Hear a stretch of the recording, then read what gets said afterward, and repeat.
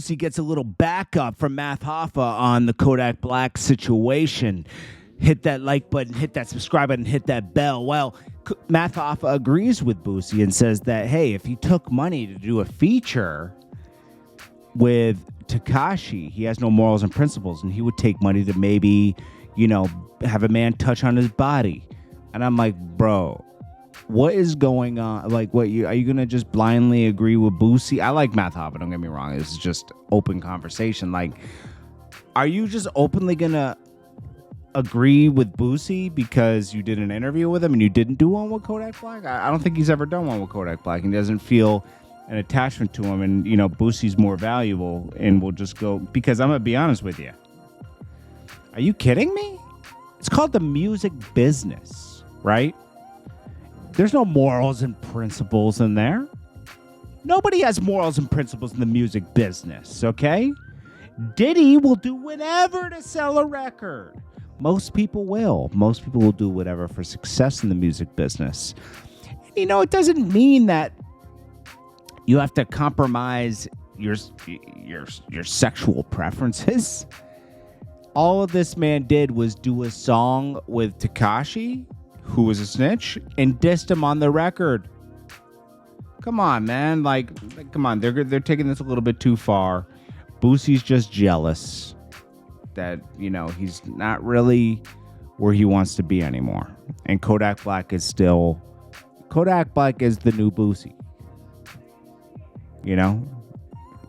Point blank period. And I don't know, man. I don't get why people say certain things and they answer certain questions the way they do and don't really think about the whole situation. T.I. really needs to discipline his son King. I mean, this is like the 20 millionth time this kid has violated people. He violated a homeless man by giving him a hot chip and not allowing him to, the hot chip challenge that someone just died from. Giving a homeless man that chip and saying, I'll give you $50 if you can not drink water for 5 minutes. He didn't even give him any water. And it's like, come on, bro. You're gonna make this man dance for money? It's gross, bro. Like, come on. Like, I hope T.I. called his son right after that. And he did, and you filmed it for likes.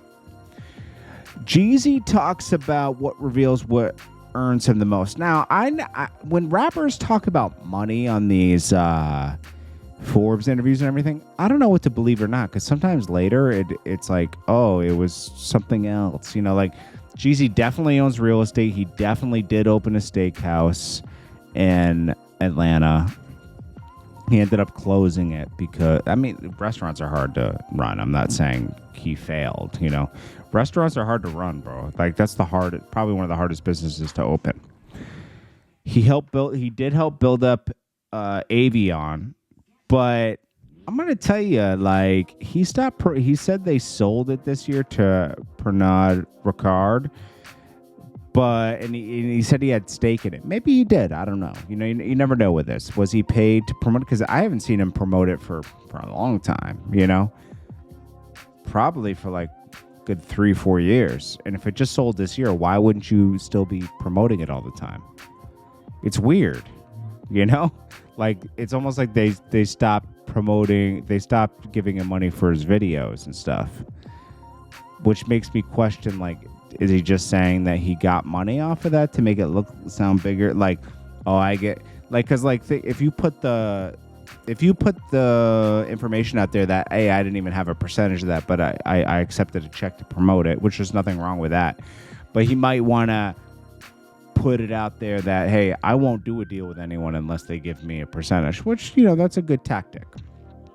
He also says that he's part owner of that American Steakhouse. I don't know if he is anymore. Who knows? Like, I don't believe everything rappers say, because a lot of rappers lie in interviews, because they want to sound like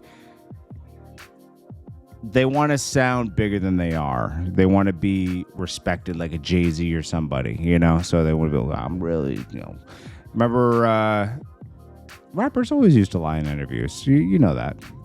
And he says, if I don't have equity in it, I don't want to touch it. Yeah, that makes sense.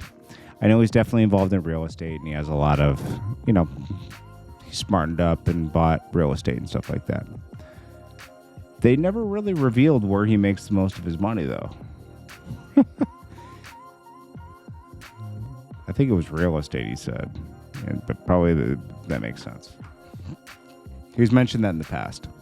Diddy, he's about to sell this album, so he's going hard right now with interviews. He gave back publishing. He didn't give masters back, but he gave publishing back to artists. He's hoping to get some love off of that. And now he's back to saying, hey, every race has a certain amount of buying power. Just to you're putting food and everything in there, right? So he says black people have 1.8 trillion buying power, right?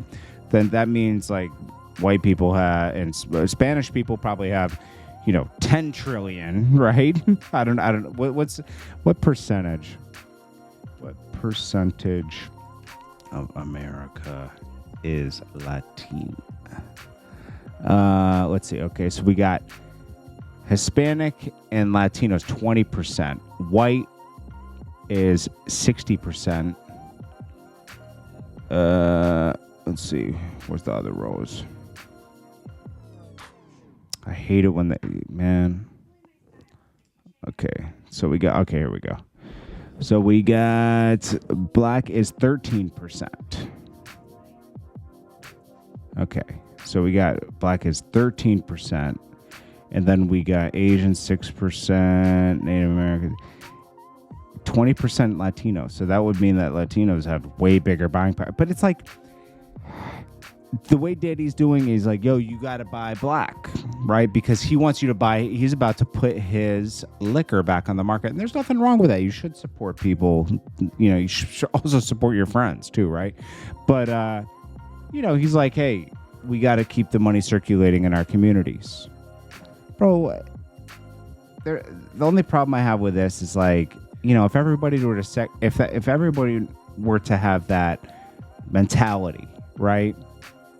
So say whites had that mentality, Hispanics had that mentality, blacks had that mentality, Asians, everyone would be completely segregated, and then like obviously the race that's the majority will like totally dominate everything, and that's it's better to the whole beauty of America is, and I know everything's not perfect in any country.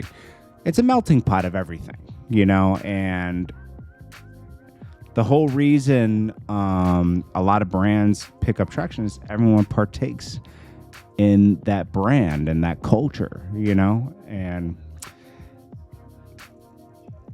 I think Diddy uses this to guilt people into buying his products off, and that's all I'm saying. I'm not saying there's nothing wrong with what he's saying. Like, communities do have to uplift each other out of certain situations, like Latinos do it with themselves, they do it by working together. Maybe like a bunch of people live in a house and then they work together, and then someone, then they have more, they stack their money and get another house. So that happens, okay? And then you get that with the Asian community too. I think that's more people have to work together. And it doesn't have to be just color. It could just be like a group of people, you work together and uplift each other out of situations, which can also be risky, But I think Diddy uses certain things to his benefit, He always gives me a snaky vibe. Gunna is doing his first hip-hop show since being a rat, supposedly rat. But, he took a plea deal, which did work against a lot of people. But 10 other people took plea deals, too. So you got to give them all the same energy, especially Young Thug's brother. But anyways, performed at Barclays Center. That's pretty interesting. That's all I could say. And people were singing along to his songs and everything. So nobody cares. Anyways, this is JordanTower with JT News. As I drop 5 to 10 videos per day.